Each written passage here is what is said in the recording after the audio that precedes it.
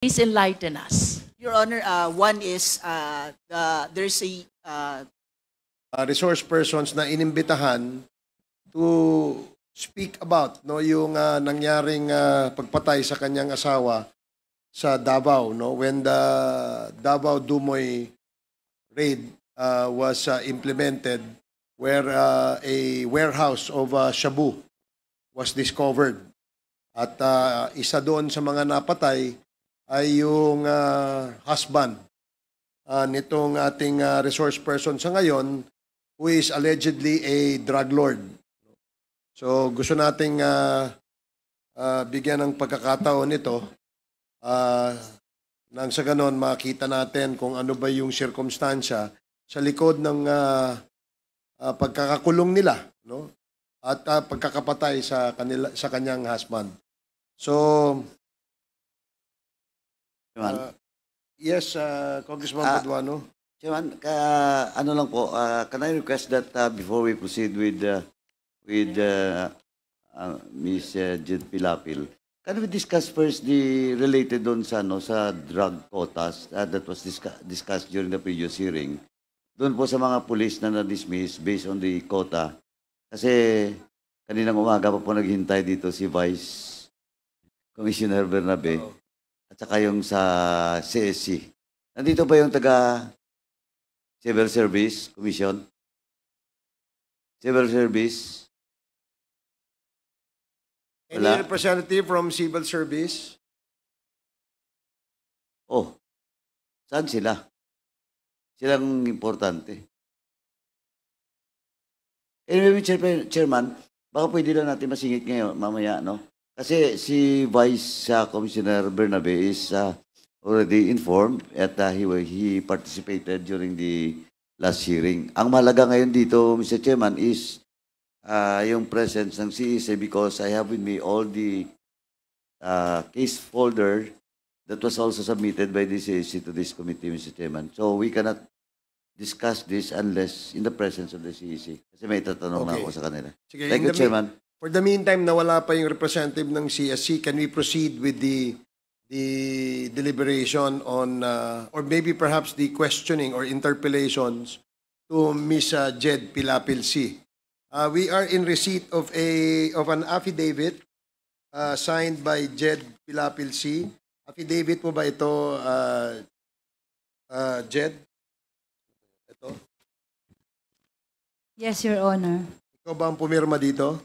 Opo, Your Honor. May kasama kang abogado nung gumagawa ka ba nitong affidavit na ito? Opo. At ito ay buong puso mong ginawa? Walang nag-impluensya, walang nagtumakot, walang nag-pressure sa'yo? Wala po, Your Honor. Okay, so dito ka ngayon, voluntaryo kang humaharap. Opo, Your Honor. May abogado ka bang kasama? Wala po. Gusto mo bang bigyan ka namin ng abogado? Kung kinakailangan po, Your Honor, okay naman po. Sige, kung ang pakiramdam mo, ikaw ay tinatanong, lalabag ang iyong karapatan, huminto ka lang at itaas mo ang iyong kamay, bibigyan ka namin ng abogado. Opo, okay. Thank you, Your Honor. Comsec, can you please sound off our lawyers in the House to be present here at any given time that the witness would need the assistance of a lawyer? Okay, salamat. So now, we'll proceed. Yes, sige, bago po magkatanungan ay we will administer the oath of Ms. Jed Pilapil C. And the rest, those that attended this committee hearing for the first time, maaari po ba tayong mag-oath? And Comsec, please administer the oath.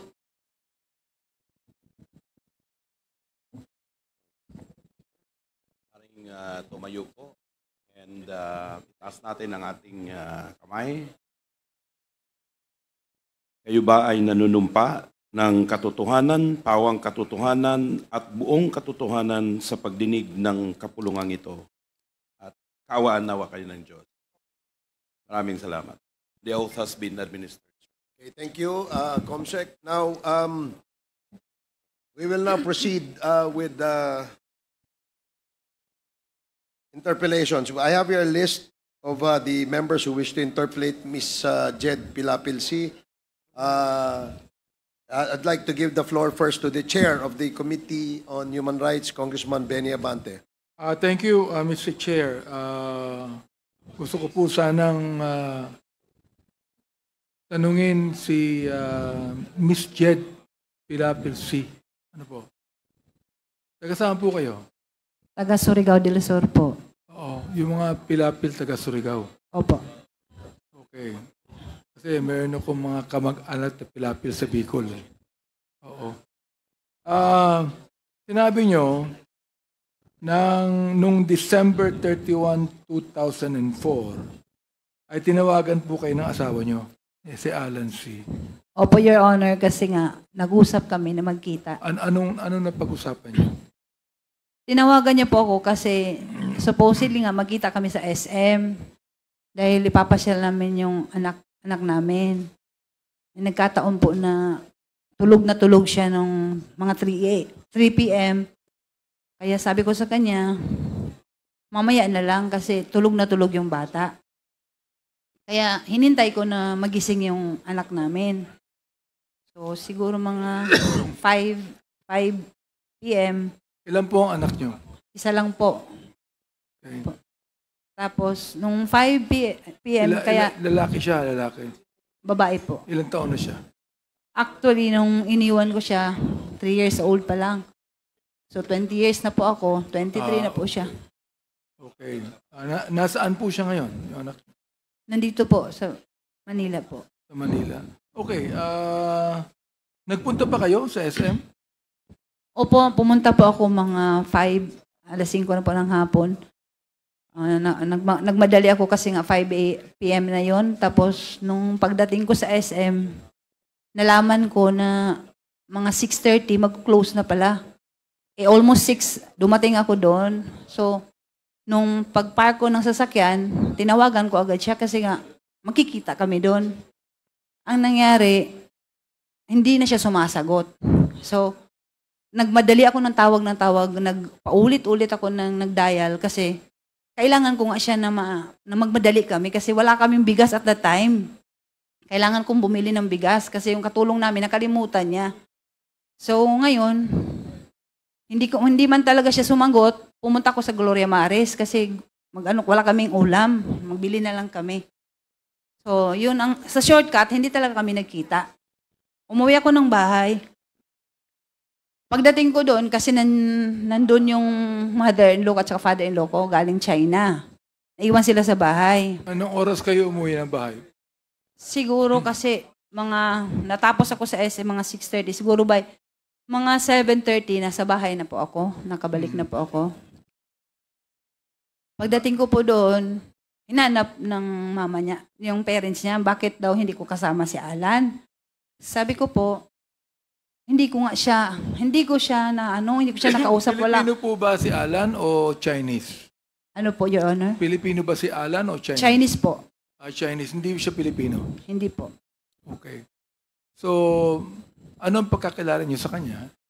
Matagal na kayo mag-asawa nung at that time, nung Hindi po, December 31, 2004. 2004, matagal na ba kayo mag-asawa? Hindi po, kasi 2000 lang po kami kinasal, July. So, parang almost mga 4 years and 4 months pa siguro, mga ganyan. Okay po ba ang buhay niyo? Maganda ba yung pamilya niyo? O ano po ba kalagayan ng buhay niyo? Sa awa ng Diyos, okay naman po kasi nga, businessman naman po siya. Maayos naman, kaya lang, ito nga ang realidad dahil na sinuway ko yung mother ko, nung nag-asawa na ako, naging battered wife ako. Opo. Ano ibig sabihin ng battered wife? Nananakit po siya kasi... Si Alan C. Opo. Sinasaktan ka. Opo, Your Honor.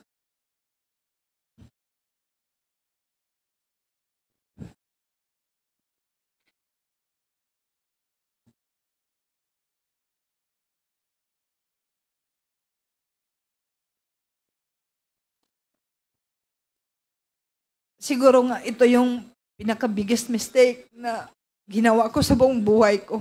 Kasi sa pag-disobey ko sa parents ko.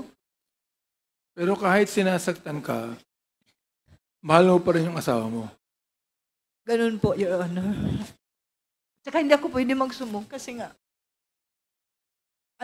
kagustuhan ko, parang sa pride ko rin, ayaw ko na mapahiya ko sa family ko kasi sinunod ko man yung gusto ko. Hindi mo siya hiniwalayan. Hindi ka miwalay sa kanya. Nag-attempt po ako nung, mga, buntis pa po ako at that time, mga, siguro, mga 7 months. Nag-attempt ako na gusto ko siya na, layuan. Pero hindi ko rin nakaya kasi yung family, parang inayos kami. Bumalik din ako. So, anong ginagawa sa iyo ng asawa mo? Ibig sabihin ng battered wife, binubugbog ka ba niya? O? Opo, yung may instance talaga na muntik ako namatay, yung na-hospital ako sa, Davao Doc. Yun ang, na pinaka-worst. Dahil nga, nagkaroon ako ng, hindi ko maintindihan kasi baliktad yun, Your Honor. Yung itong floor, nasa taas, yung sa taas, hindi ako makakain, tapos, hindi ako makatayo. So, parang natakot man siya. Pinadala niya ako sa ospital. Pinatingnan niya ako dun sa, yung neurologist ba yun? Parang, yun. Tapos, yung ba'y ginagawa niya palagi o ilang beses niyang ginawa sa iyo mula nung kinasal? madalas po, Your Honor. Ang nakakaalam po yung, one time talaga kasi yung mother-in-law ko, minsan nagbakasyon na yun sa amin. Naka-witness siya nung sinasaktan ako. Yung mama niya talaga ang may alam. Napapagalitan naman siya pero siguro walang yung mama niya kasi mamagawa yung matanda. Ang nabanggit mo sa iyong sinumpaang salaysay, ng 9:30 ng gabi, ikaw ay pinuntahan ni Mayor Duterte. Opo, Your Honor. Kilala mo ba siya? Kilala ko siya as mayor nung time, at the time po na nangyari po ito. Kilala ka ba niya? Hindi ko po alam kung kilala niya ako kasi never po kami na... It's your first time na makita mo siya? Opo. Okay. So, ibig sabihin, magkaibigan yung Mayor Duterte at that time at si Alan C. Hindi ko po alam kung friends sila kasi hindi ko naman po nakita. Never ko po na nakita si Mayor Duterte at saka yung asawa ko. Mm-hmm. Hindi ko yan sila na... Ang sabi niya sa'yo, na galit siya sa asawa mo. Opo, nung pumunta siya, kasi hinanap niya. Tinanong ko siya kung bakit. Sabi niya, basta galit na galit ako sa asawa mo. Hindi niya sinabi ang dahilan kung bakit. Hindi niya sinabi kasi nga, kinulit ko nga siya, bakit po Mayor? Bakit may kasalanan po ba nagawa ang asawa ko? Bakit galit na galit? Kasi talagang galit siya, parang nanggigigil siya sa galit. Tapos sabi niya... Ibig sabihin, kung pinuntahan ka ni Mayor Duterte at that time, kilalang kilala nung Mayor Duterte at that time, ang asawa mo. Palagay ko, hindi kanya pupuntahan kung hindi mahalaga si Alan C. kay Mayor Duterte. Tama? Hindi ko po masabi, Your Honor, kasi hindi ko naman alam kung magkakilala sila. Ang alam ko, mayor siya, pero never ko nga talaga na nakita yan sila na or wala akong instance na nakita na... Binanggit niya sa'yo na huwag kang lalabas ng bahay. Opo, at Your bibigyan ka ng security. Opo, Your Honor. Mula sa RMG, CIDG, pati Task Force Davao. Yun ang Opo. sabi. Nabigyan ka ba? Opo, Your Honor. Umalis si Mayor Duterte ilang minuto after na dumating siya. Ano yung Again, Your Honor. Umalis siya sa bahay mo ilang minuto pagkatapos niyan dumating. Dumating siya ng 9:30, umalis siya ng anong oras? Madali naman lang po yung pag-uusap namin kasi nagtanong lang siya. Nag-usap kami dahil nga Friday kasi hindi ko yun makalimutan kasi Friday, magsa-Sabbath day na po ako pagka-following day. Supposedly doon po yung Sabbath service namin sa Eden, yung resort doon sa Davao. Yung sinabi niya sa akin na huwag kang umalis kasi babalik ako sa'yo bukas. Huwag ka muna magpunta doon. Nung umalis siya, Miss Jed, dumating yung mga security. Actually, nung pumunta po siya, Your Honor, marami sila eh. Marami siyang kasama. Marami sila. Kilala mo ba yung ibang kasama niya? Wala akong nakilala kahit isa doon, maliban wala. sa kanya. Wala siyang kasamang anak niya o sino man? Vice Mayor, Kunsel, wala po siyang kasama? Hindi ko, wala talagang nakilala doon. At saka madilim din yun, yung time na yun kasi mga 9:30 na yun, madilim yung ano, hindi ko masyado na ano yung mga mukha ng mga kasama. Pero marami talaga Siya sila. ba yung nagbalik kinabukasan sa pangako niya? Hindi siya nagbalik. Hindi na siya bumalik. O after several hours, binanggit mo na ang isang kaibigan mo ay tumawag sa iyo Nagtawag o po. tumawag sa asawa mo. Anong ibig sabihin nun? Ito, hindi ko talaga ma-sure kung sa akin na cellphone o sa asawa ko. Kasi nga, yung cellphone ng asawa ko, pag hindi siya sumagot or naka-off, magda-divert po sa akin. Mhm. So, nung time na tumawag yung kaibigan niya, kalimutan ko na yung pangalan, matagal-tagal lang, 20 years na po. Kasi, nung tumawag siya sa akin, Nakausap mo siya? opo, nang pagsagot ko, so, siyempre, kilala niya, babae ang sumagot, so ako yon. Nung pagsagot ko, sabi niya, Mrs., buksan mo telebisyon kasi, yung Dumoy ni Raid, nandun asawa mo, nandun si Alan, may namatay doon, may mga namatay. Parang hindi ako makapaniwala. Sabi ko, kasi alam ko may nakarenta doon yung bahay ko. Sabi ko, hindi, may nakarenta doon. Sabi siya, hindi, buksan mo telebisyon. May bahay ka doon? Sa Yung, Dumoy? actually kasi, Your Honor, yung Dumoy na property is nakapangalan po sa akin. Nakapangalan sa'yo? Opo. Ang Dumoy property. Opo. Yung pinagganapan ng krimen. Opo. Yung nirintahan ni Alex Kim, nakapangalan yun sa akin. Meron nga kami yung contract of lease. Gaano kalayo yun sa Arlene apartment kung saan ka nakatira? Medyo malayo po, Your Honor, kasi Toril yun, yung apartment namin, nasa ano lang yun sa Agdaw. So malayo-layo. Ibig sabihin, Turil yung Dumoy, yung Arlene sa Agdaw. Sa Agdaw, malapit. Which is how many hours away? Mga 30 minutes o 1 hour? Hindi naman siguro maabot ng oras. Okay. Ang nabanggit mo, noong January 1, 2005, inimbitahan ka ng PDEA sa kanilang opisina. Nagpunta ka, di ba? Sa PDEA, opo. Okay, PDEA. Oo. Kilala mo ba yung PDEA ang nakipag-usap sa'yo? Hindi ko sila kilala nung una kasi wala akong kilala doon kahit isa sa kanila. Okay. Nakilala ko na lang sila nung may mga ano sila yung parang dito, mga sa pangalan. Kaya So, nakikita. sino po ang PDEA na nakilala mong kumausap sa'yo? Na Yung- in-interview ka? Una yung si Monte de Ramos po. Sino po? Sino po? Monte de Ramos. Namatay na po yun, Your Honor. Ang alam ko. Namatay na. Opo. Anong kinamatay niya? Base lang po sa sinabi sa akin kasi before po siya namatay, nagpunta pa yun ng jail. Parang heart attack yata. Hindi ko talaga sure, pero Heart yun lang. attack? Opo, Oo. yun lang Hindi- ang sinabi Hindi po sa siya namatay sa pakikipaglaban. Hindi ko talaga sure kung ano, pero ang sabi na ano daw siya, na heart attack. Sino pa ho ang nakausap mo niyo sa PDEA? Yung si nakilala ko na yun, si Val Carillo. Val Carillo. Opo. Ang kanyang apelido ay Carillo. Opo, Your Honor. Siya po ba'y buhay pa? Wala na talagang balita, Your Honor. 20 years na nga po ang dumaan. Hindi ko na alam, hindi ko na nga kilala siguro kahit mga mukha nila. Hindi ko na Okay. matandaan. 20 years. Alright. Sino po itong si Alex Kim? Ano po, yan po yung nag-rent ng namin, yung bahay namin. Ano po ang kanyang relasyon kay Alan C? Actually, first time ko lang talaga na nakita si Alex Kim, pinakalala sa akin ng asawa ko. Sabi niya, mag-rent nga daw kasi mag-open daw sila ng business. Yung sa Dumoy. So Yun. business partner po siya ni Alan. Hindi ko alam kung business partner sila, pero ang sabi niya sa akin, mag-open ng business si Alex Kim. Yun ang sabi niya. Ito ba si Alex Kim ay Chinese din o Filipino? Hindi ko maintindihan, Your Honor, yung nationality niya, honestly. Kasi nga, marunong siya mag-Korean, marunong siya mag-Japanese, marunong siya mag-Chinese, marunong siya mag-Tagalog. Kaya hindi ko alam kung Korean, Chinese ba siya o ano. Kasi nagtaka nga ako, kaya nalaman ko, kasi nagyabang siya. Salita siya ng Korean, sabi ko, parang matalino siya. Sabi ko, bakit ang dami niyang alam na mga languages? Marahil kaibigan din ito ng the then Mayor Duterte, si Alex Kim, correct? Hindi ko po alam, Mayor. Hindi ko po alam na si Mayor at saka siya magkaibigan. Kasi nakita ko lang po si Alex Kim nung pinakilala nga ni Alan, nung asawa ko, na magre-rent siya ng bahay. Ito namang si Hong Ming na may-ari ng DCLA Plaza. Ito po bang DCLA Plaza nasa Davao po. Davao Yun. City mismo? Opo, Your Honor. At ang may-ari ay si Hong Ming.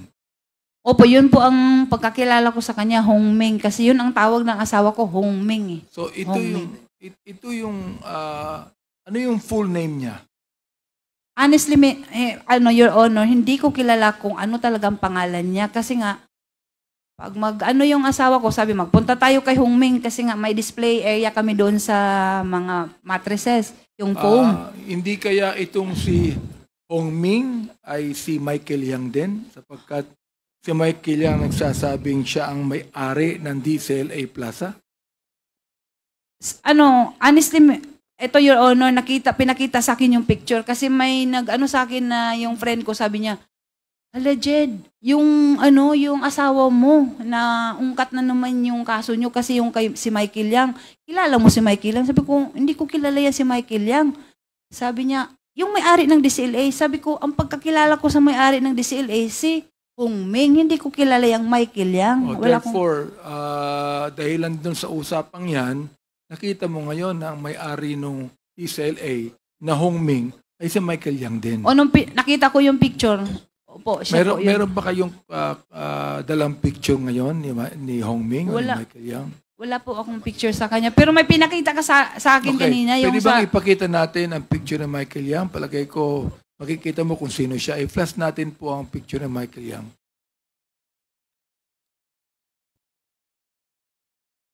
Matagal na bang kaibigan ni Alan C. si Hong Ming? Hindi ko po masabi, Your Honor, kung matagal na sila na magkakilala. Kasi nga, pero nagpupunta kami, si Hong Ming sa bahay nyo? Hindi siya nagpupunta. Kayo nagpupunta kami sa ang kanya? pupunta doon kasi nga may display area kami doon sa kanya. Okay. Opo. So, ilang beses kayo nagpupunta ron sa isang linggo? Hindi naman palagi, not frequent, but siguro sa mga isang buwan, minsan once or twice ganyan. Pero hindi ko siya masyado nakakausap kasi pag pupunta kami doon, sila nga ang nag-uusap. Dahil ako, di ba meron siya mga tinda, yung mga damit.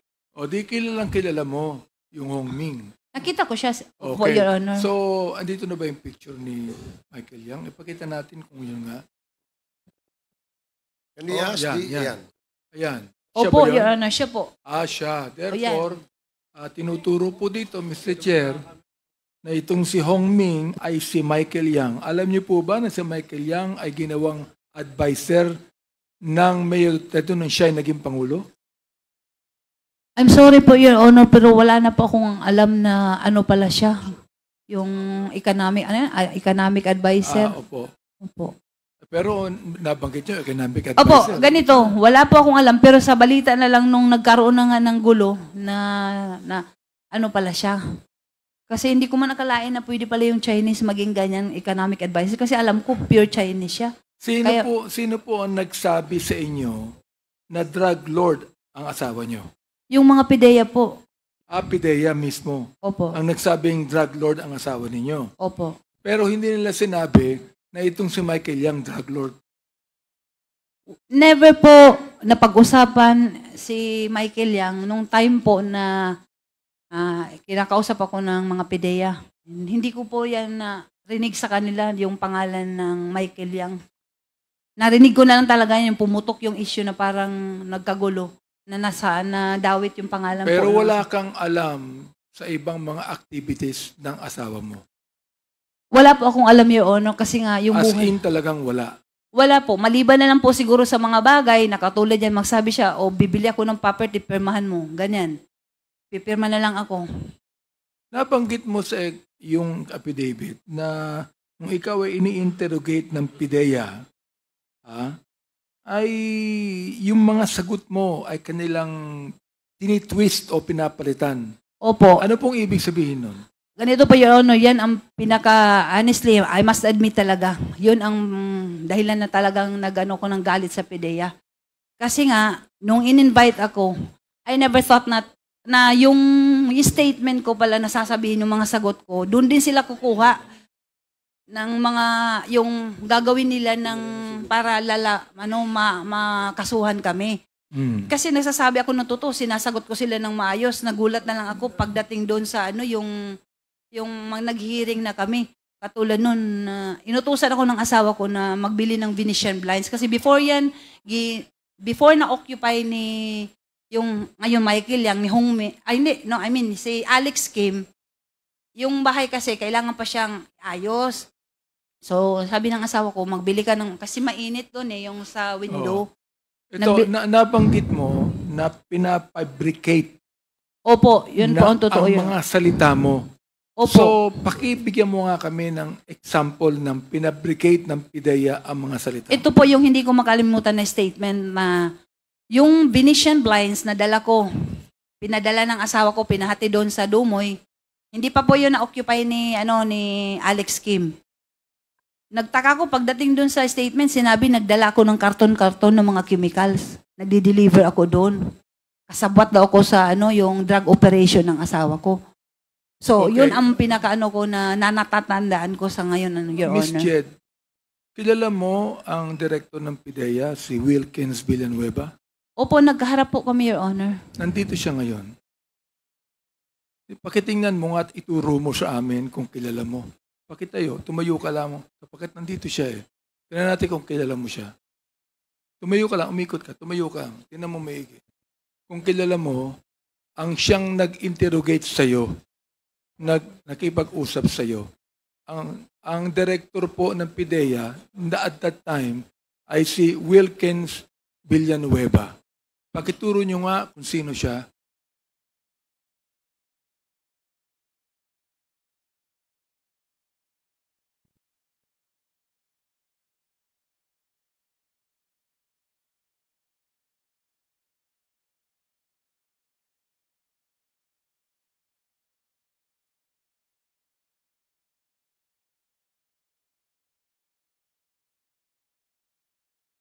Kilala nyo na po siya?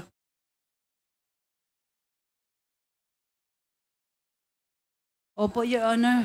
Sino po siya? Medyo tumandaan na po siya kasi parang ko muna. Pakituro nyo nga po kung sino kung nakita nyo. Medyo tumanda na nga siguro dahil Kasi 20 nag-iba years na yun eh. Opo, kasi Oo. parang medyo naalangan niya kung siya nga ba talaga. Director Wilkins, pwede po bang tumayo kayo sandali? Pakitayo nga, Miss Jed, ayan. Yan si Wilkins Villanueva. Siya ba ang nag-interrogate sa'yo? Siya ba, hindi pa kita pinapaupo, siya ba ang nag-fabricate ng mga salita mo? Hindi po, si Sino? Monte de Ramos po. Monte de Ramos. Opo. Pero yung Monte de Ramos, kasama ni Wilkins at that time. Sa palagay ko po, kasi nasa office po kami ng PIDEA, tao niya po, kasi siya po yung So doon. sila ang nagsabi na ikaw ay nagdala ng mga karton-karton na mga chemical sa Dumoy. Opo, Your Honor. Oh, Mr. Wilkins, are you agreeing to what Miss Jed said? No, Your Honor. No, you're not. Oo. Alam mo, nung inausap ka rin namin noon panay ang mo Mahilig ka sa no? Dapat ang pangalan mo yung pangalan nung kalaban ni James Bond, si Dr. No. Mahilig ka sa no So nagsasabi ka ng totoo at nagisinungaling si Miss Jed. Is that what you're saying? Mr. Chair, ang investigador ko noon Is ay that what you're saying? Mr. Chair, can you please Will you repeat please the question? answer me directly? Answer me directly. Mr. Chair, can you please repeat the question, Mr. Chair? Ano ba yung question ko? 1 minute suspension.